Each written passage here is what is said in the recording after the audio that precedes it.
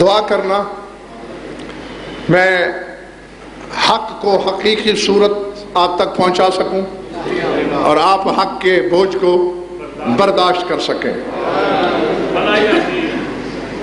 ساقی صاحب کی فکرہ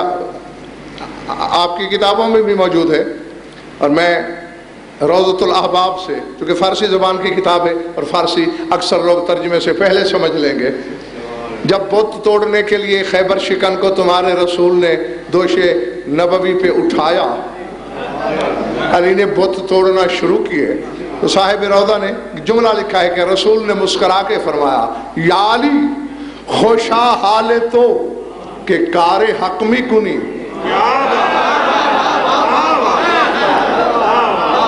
اے علی مبارک ہو تجھے کہ تو حق کا کام کر رہا ہے، خوشا حال تو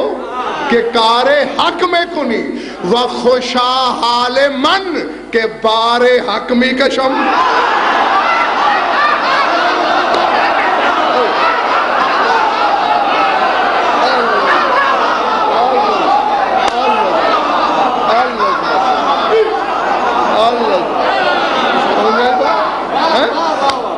اور مبارک ہو مجھے کہ میں نے حق کا بوجھ اٹھا رکھا ہے۔